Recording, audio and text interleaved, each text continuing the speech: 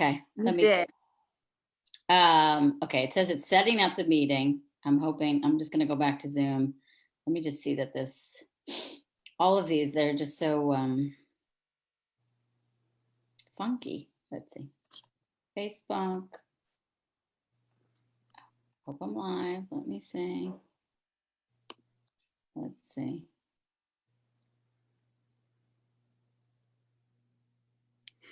It looks like we're live. All right, we're live. Hello. Okay, I'm not going to look at Facebook. I'm going to just look at you on Zoom. Beth will text if there's any problems. But hello, everyone. This is Marisa. And can you hear us, Beth, and all the things? She sees us. Let's see. Volume's good. So this week we're doing a ton of lives where I am pulling on students who I've worked with for a long period of time to come and share their stories of hope with you. And I'm sure Marisa can remember how some of these stories of hopes inspired her. And I'm definitely going to cry. I'm going to start crying right now, but I always knew you would get here. And just writing the title together, it's like trying to conceive for, what was it, 6 years, 7 unsuccessful IVFs, 5 miscarriages.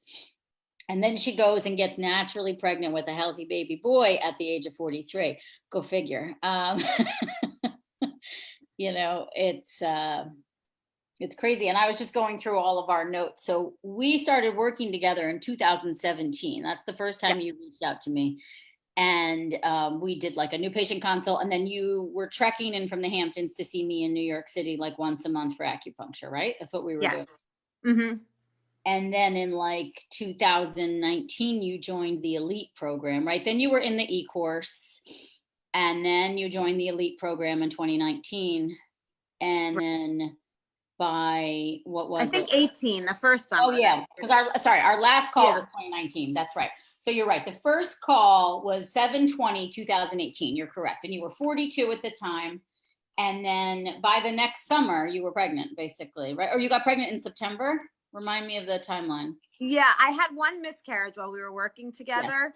Yes. And then the following end of September, beginning of October of 19 was when I got pregnant with Jack. Yeah, you had the miscarriage after a natural pregnancy in November. And then the period, of course, came right on Christmas Day. That was nice. Right. I remember. Happy Christmas, everyone. And then let me just see, Beth just texted. I want to just make sure that we're good and live. I don't see you yet, but okay, I see you. And so I'm assuming, Beth, our volume is good and everything, but you'll let me know otherwise. I'm not looking at Facebook. I'm just looking at Zoom. Yeah, so I mean, why don't, you know, I went through all our notes and stuff, but I'd love for them to hear, you know, your side of it and your story and all the things. Sure. Right now, Joe, by the way, too, she has a 6-month-old at home that isn't sleeping so well. So we give Marisa a lot of credit for being with us right now. Because right. My dad took him and left so that Okay, good. But yeah, and actually it just resonates with what you were saying about watching the stories of hope. I actually had texted Samantha yesterday to tell her I was doing this, who's another client of Aimee's, who I'm friendly with too, who had done this. And I said, I remember watching her do her story of hope a couple years ago and just saying, oh, I just want to do that one day. And now here we are. So it's really exciting and nice. Yeah. But so I guess my story started, you know, I always had difficult periods. And so I was on the pill for years, and I decided to go off it when I was 37 and getting married. And I always just had the story in my head that it was going to be difficult for me to get pregnant. And I don't really know why. It was there. And I went off the pill and I was pregnant a month later. And I said, wow, I guess I was wrong. That was easy. And then I had a miscarriage at 8 weeks, and they said it was genetically abnormal, which happens, and they tested it.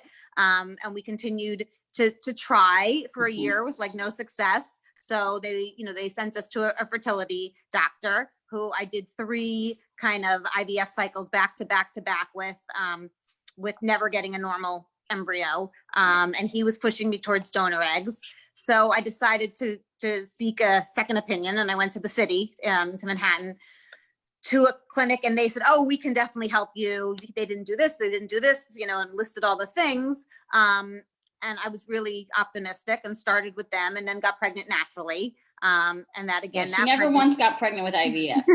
Never once. And that pregnancy failed. And I started doing IVFs there, and then, you know, again, got pregnant naturally. And they again then started pushing me towards donor eggs. And my husband and I we met with the psychologist, and it just never felt right to me. And I decided I was going to do one last cycle and just kind of see what happened. And in the interim, I had signed up for this course that was like a yoga and fertility course. And the woman called me and she said, you know, I'm really sorry, you're the only one who signed up. So I have to cancel it, but maybe we could just meet and talk. So I met her and we talked for an hour. And I took no notes, except the only thing I wrote down was look up Aimee Raupp. And I don't know why I wrote that down, but that was in my phone. That was one of the things that she had suggested. And I think the lady, do I remember this? I think she is someone from Montauk who had gotten your name from Sam, actually. Oh, okay, from Samantha, right. Yeah. Okay. So it was, and at that point, I didn't know that Samantha was working with you. So it was just so funny. It was just so funny. But I had written your name down, so I looked you up, and I loved your website. I bought your book, and as I was planning for that last IVF cycle, I read your book. And I kind of said, if this fails, that's what I'm going to do. And it failed. And so I emailed Beth and started coaching with you. And that was how it started. Yeah. And that was, I actually have your new patient paperwork that I pulled up over here. 2000. So at this point, you're 41. It was September 15, 2017. Struggling to get pregnant for 3 years. Multiple miscarriages, taken Clomid, did IUI, 6 cycles of IVF by the time I meet her. And she was taking 2 prenatals, a CoQ10 and a DHEA every day. I think your diet was considerably decent, right? You know, I think at that point you had read, yes, you can get pregnant. So you were switching things up. Right. I was still eating like full fat dairy and things like that, but and you know, just whole grains. So yeah, whole grains, salad with protein veggies, afternoon snack. And I want to look at your red flag symptoms, and not a ton of red flag symptoms. No. Your infection sinus stuff, your stomach stuff was kind of like your biggest thing. And then fibroids, right. You checked off there. And then yeah, so let me come back to here. So when we first started working together, you know, I think at that point you didn't know of Dr. Braverman yet, right? I had sent you to Dr. Braverman. Mm-hmm. And you did the endometriosis surgery too, or no? I did. Yeah, I did. And I didn't end up having endometriosis, but what Dr. Vidali said was that my uterus was totally inflamed. And so he like lasered out the inflammation. And I think they said that they thought that the reason why I didn't have endometriosis was because I had been on your diet. That like probably, because I had been on it about 6 months at that point. Probably if I hadn't, there would have even been more inflammation there. And my appendix was inflamed and they took that out and they took a fibroid out. So it ended up being a pretty like intense surgery. And then I remember too from I made you do a free consult with Dr. Braverman and you recorded it, remember? And then you put it back to me. This was like, I mean, I had been referring to him, I think I figured out like the timeline, like since 2013. So this was 2017 or maybe 2018 at this point.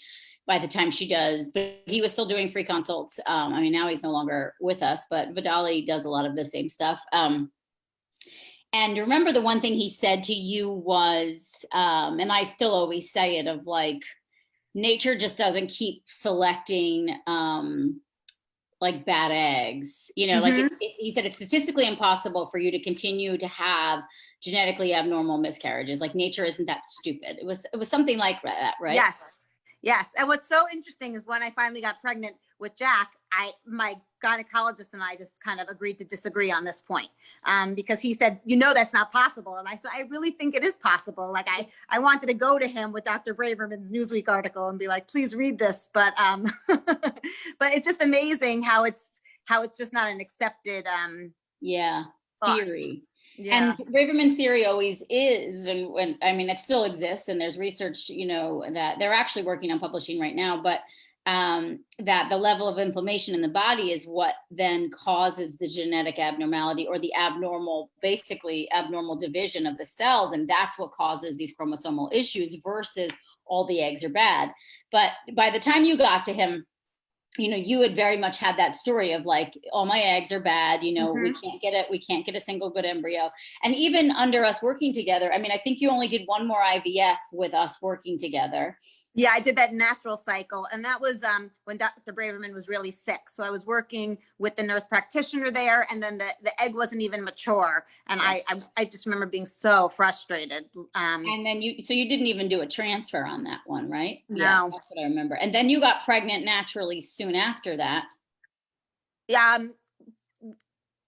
With Jack, I think it was before that I had gotten pregnant. And then but the great thing was, because I was working with Dr. Braverman, he actually had diagnosed my antiphospholipid antibodies syndrome. So I knew that if and when I got pregnant again, I had to go on Neupogen and some of those other medications. And I think that was like, it was a game changer too. Yeah.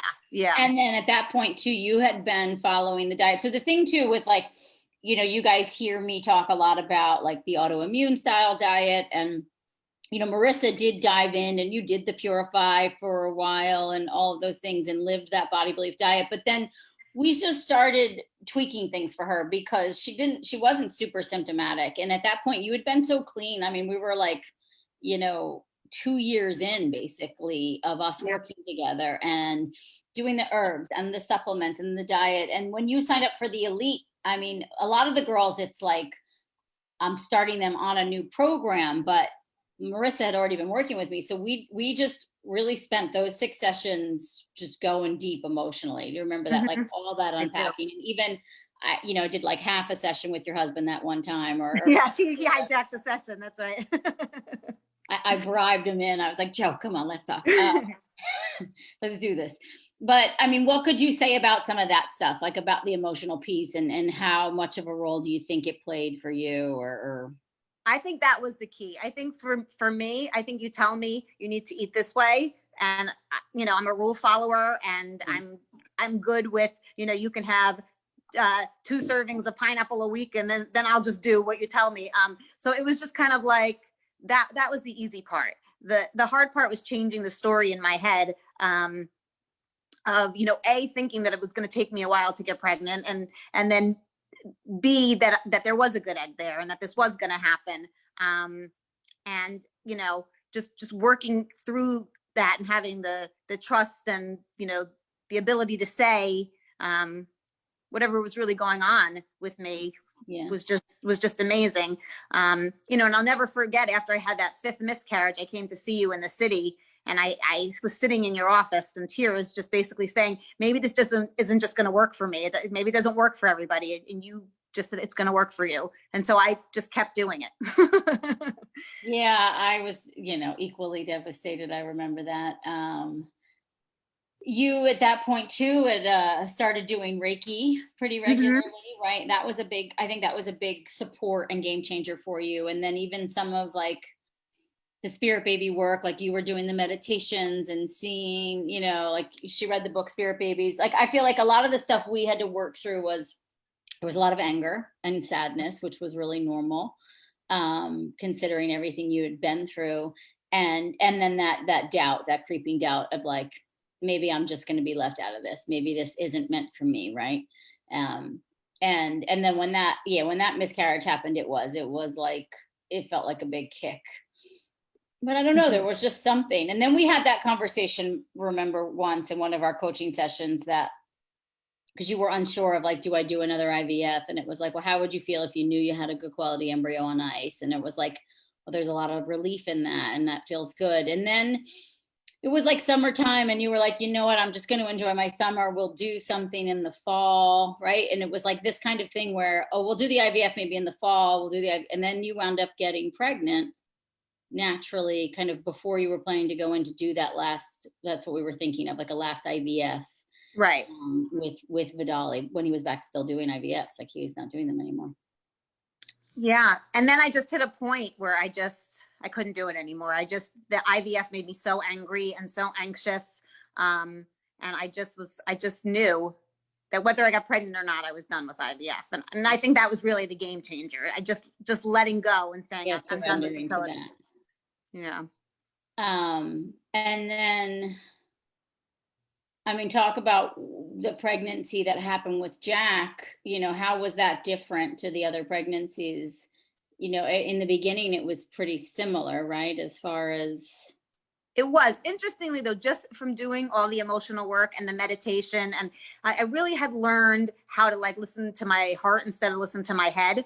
And my Reiki instructor friend, Leanne, who's just absolutely amazing, had told me that summer, you will be pregnant in October. And I kind of said, okay. And she said, no, no, no, you will be pregnant in October. So when it happened, it was like, oh, wow, she was right. Here we are. And she and I had a big heart to heart where she was like, you know, basically, don't fuck this up. Like, you know, you are in control. You have the power and your mind. And you know, I know not everybody believes in that, but I really feel that, you know, I was meditating twice a day, and I was putting out to the universe that this needed to work this time, and then trusting Dr. Vidali. I mean, he put me on so much medication, and he said, I'm sorry you're sick, but the baby's more important than you are. And I said, okay. And I just took all the medication and you know, went with it. And yeah. Amazing, amazing. And so I guess, yeah, it's like, what do you think kept you going the whole time?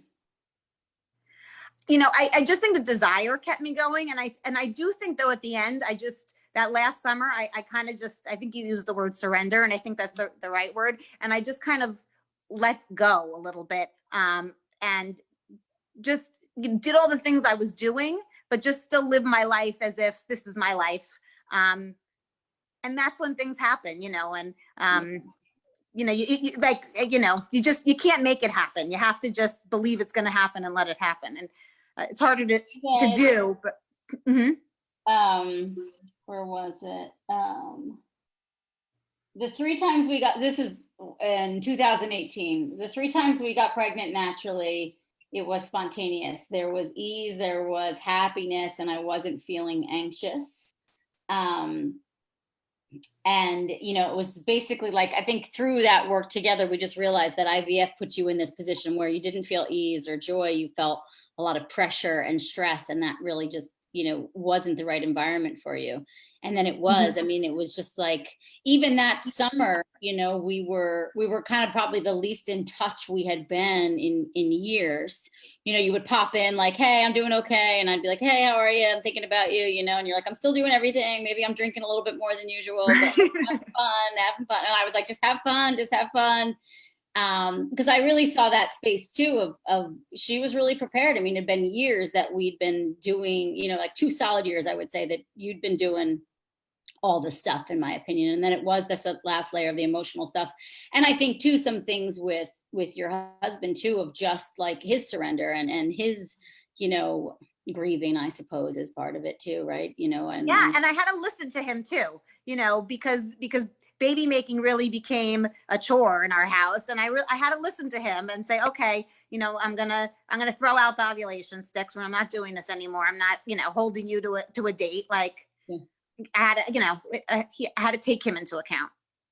Yeah, 100%. And like he had to be part of it, and his fears, and like even that time that him and I spoke, it was just like there were some of his fears that we just had to work out, and just like, it is what it is, and we'll figure this out. And he did too. He was on some supplements, right? He definitely adopted a lot of the daddy diet pieces, I feel like. And he definitely did in the house. Like, he could definitely see how eating what I cooked and made him feel better than whatever he bought when he was out working for lunch. But, you know, he definitely tried, and he definitely took some supplements for a while, and did what Dr. Braverman told him to do. And yeah, I mean, and he had his own fears. And even when we got pregnant, I think we did more genetic tests and more abdominal scans and fetal EKGs than anybody on the planet, just for him and for me, but for both of us to just feel, the peace of mind. Yeah. The peace of mind. Yeah.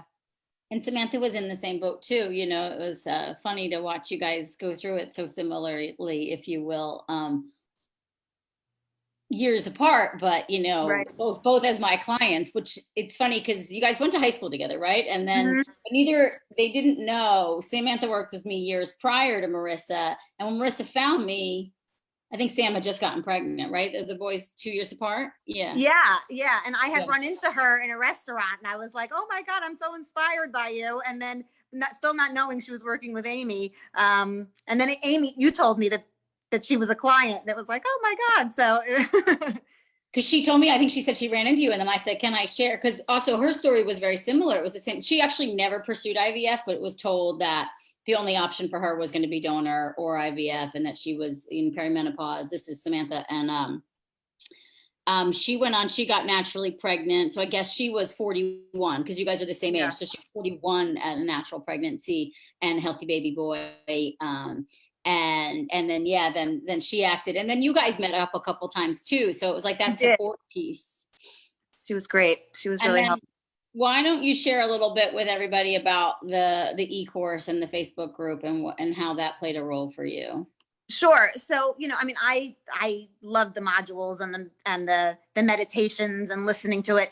In the Facebook group, I was always a little bit more reluctant, a little bit more silent, I think. Well, I think once I got pregnant and I joined the pregnant group, then I felt a little bit more like, okay, I have all these questions and things I want to ask. But I was always there, observing and reading and cheering people on.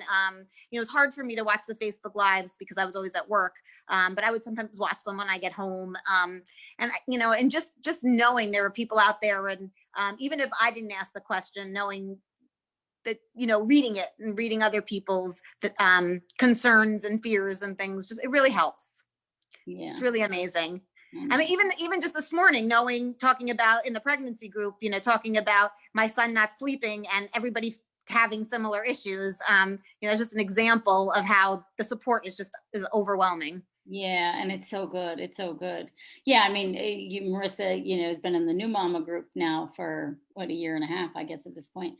And that's a really nice. I love that group because we just get to move everybody over, and so we don't talk about pregnancy stuff in the e-course group when for all the girls that are still trying to get pregnant.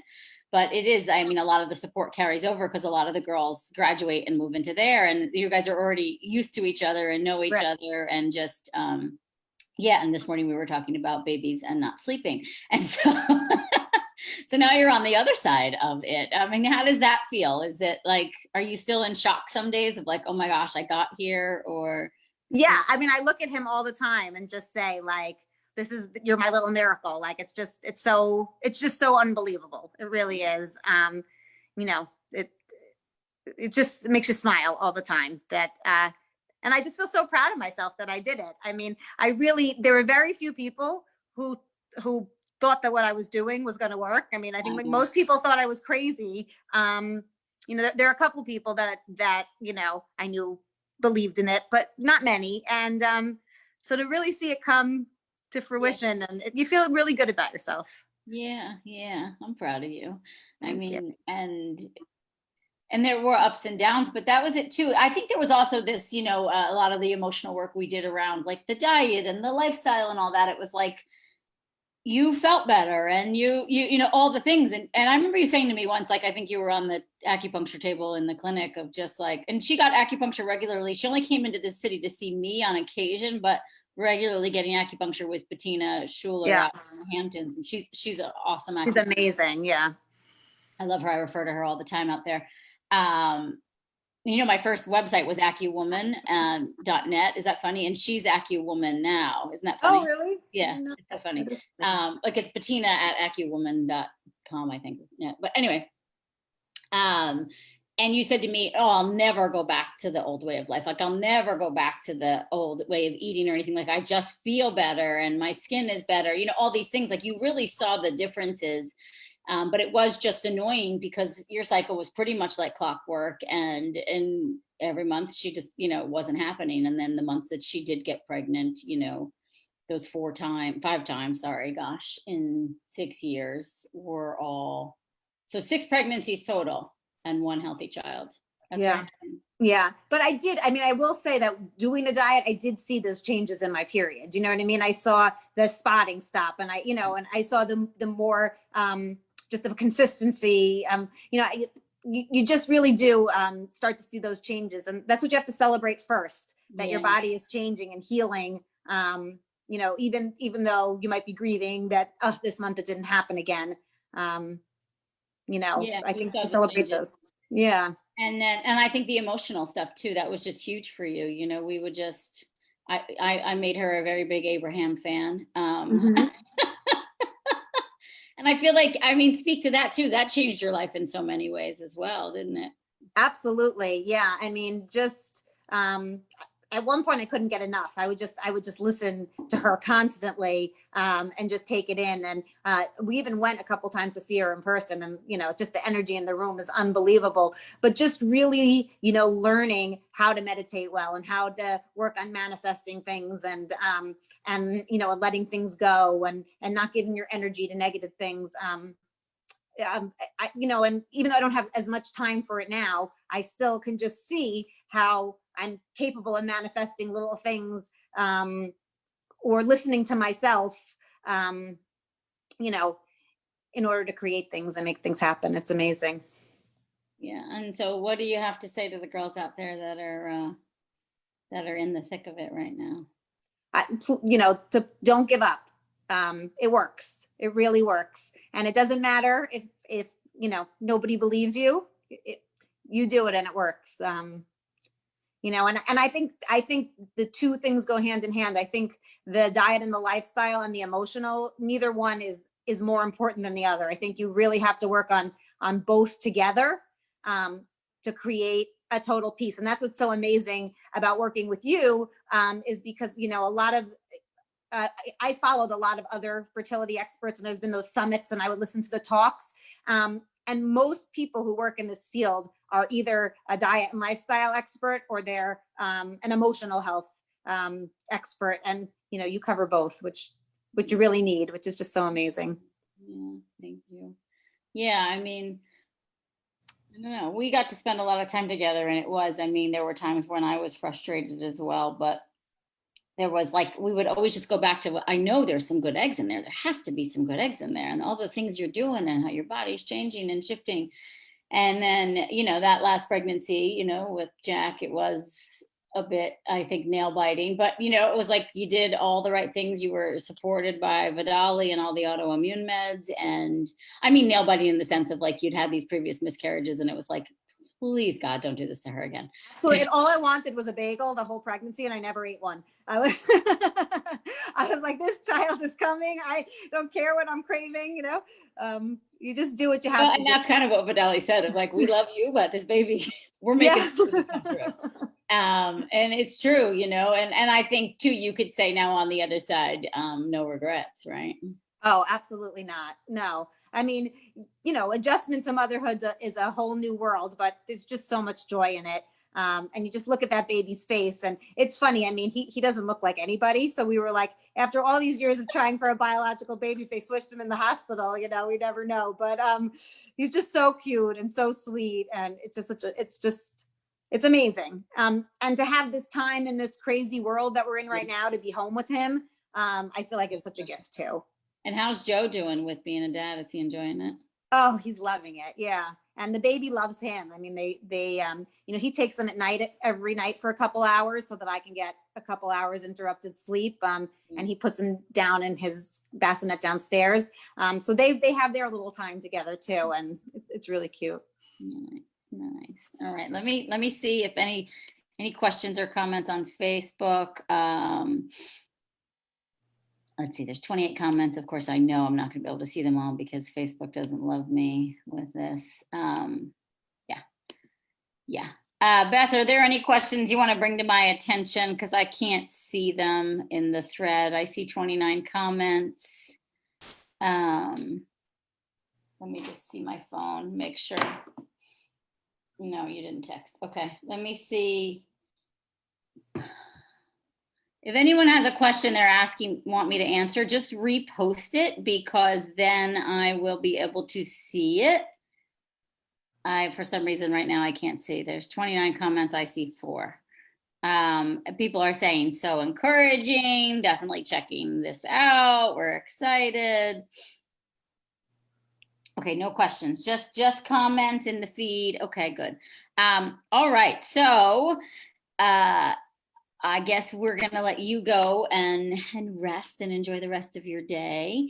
Well, it But was great to see you because no, I miss you. I haven't seen you, but it's I nice to know. chat. I mean, it's nice to see your face. I feel like you see Yeah. mine probably, but it's nice to see your face. And we spent a lot of time like this on Zoom. You know, this is where we did all our consults, and um we would just talk it all through. Yeah, and that's an amazing program too. I know you're not launching that one now, but It but when actually you is do, I part can't of say the enough about the elite program. I mean, I looked forward to those coaching calls every week, whether it was the group ones or the individuals. yeah, They're that just so is special. I love that program. So we actually are launching it. It's like we did 3 tiers this year. So there's the basic e-course, then there's the group, and then we're doing the elite as one of the tiers this year. So we are doing it. And yeah, someone just emailed me asking me questions about it. And that's what I was saying, that, you know, I think the most instrumental part to that program is the fact that we're together every week for 12 weeks. Like, And it's and such an intimate group. You really get to know the people in it. And I think it's amazing. What were there? 5 of us in the first group, and 3 of us had babies already. have babies already. Yeah. And all you guys all had similar cases too, all multiple Yes. miscarriages, you know, PGS like issues or quality. Right. Nobody in that group had a child already, which was also nice. We were all, going for our first baby, which was really special. I felt like we were all in a similar place. Yeah, and 3 of you have babies all around the same time now. It was like Yeah. Sharon, then Holly, then you. I think that's how it went. And yeah, I know, I love that too. And the other 2 in our group are getting really close. Like I can see it, you know. They're hovering right over that early motherhood. One of the things you said in January when we talked of I'm shifting my focus away from baby making, is what you said. Like, and we're just having more fun. Yeah, And that's so important. Like, you try so hard to make something happen that's not going to happen. I mean, you have to live it to learn it, but it really is amazing. Like,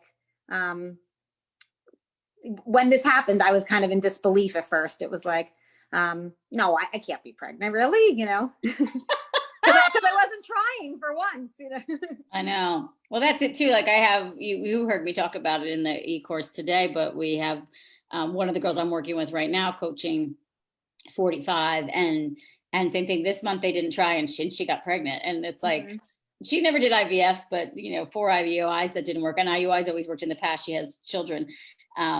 But same thing. It's just kind of funny because, she was like, her ovulation was late. She was just like, screw it. We just had sex to have sex, because obviously the cycle's a wash.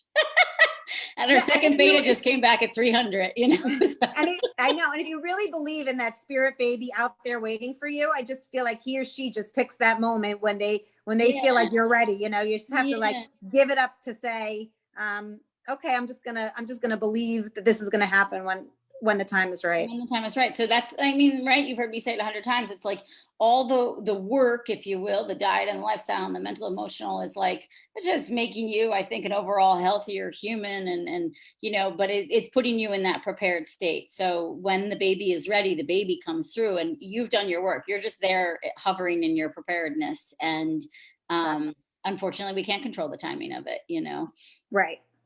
Right. And I that was always my problem. And I think that was one of the things you taught me, because I had said, well, by the time I'm 40, well, by the time I'm this, and life just doesn't, this summer, but it just doesn't work that way. Yeah. It's just happening when it's going to happen. Yeah. But we did always have faith. I think there were moments for you where you had less faith than not, but then there were other people that were carrying it for you, right? Mm-hmm. Yeah. No, I had a great team between you and Bettina and Leanne. I felt so supported, and always had someone to talk to. It was just phenomenal. Yeah. And are you getting acupuncture now or no? Because she's back to work, right? She is, but between the COVID and the baby, I'm not able to get out there. Yeah. I miss it a ton, but one of these days. Yeah, you'll get back to it. Yeah. Okay. All right, we'll hang up. I love you, and I love Jack Love and you. Joe, and I'm so happy for you guys. And yeah, one of these Oh, days. I have a picture. You want to just see quick? Oh yeah. Let's see. Jeff told me to bring a picture. Oh, look at him. So cute. Look at him. I think he looks like you. Like just You now, do? I'm holding it over your eyes. Do you see that? Like he's got. I think the eyes are the same. Yeah, my sister-in-law said that. She said we have the same eyes, but Yeah. yeah. Oh, sweet. Hi, buddy. I I know.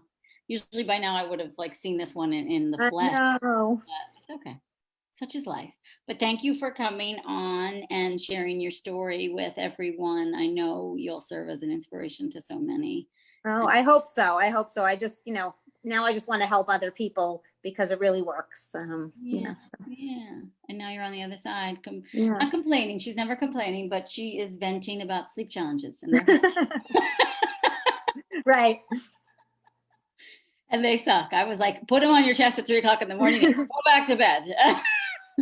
Stop trying to, live by the rules, I suppose. But, and that's part of it too, right? Of just maybe he wants that from you too, of that flexibility. I think that's Yeah. what came through of like when you reached your more flexible space, he came right through. That's a good point.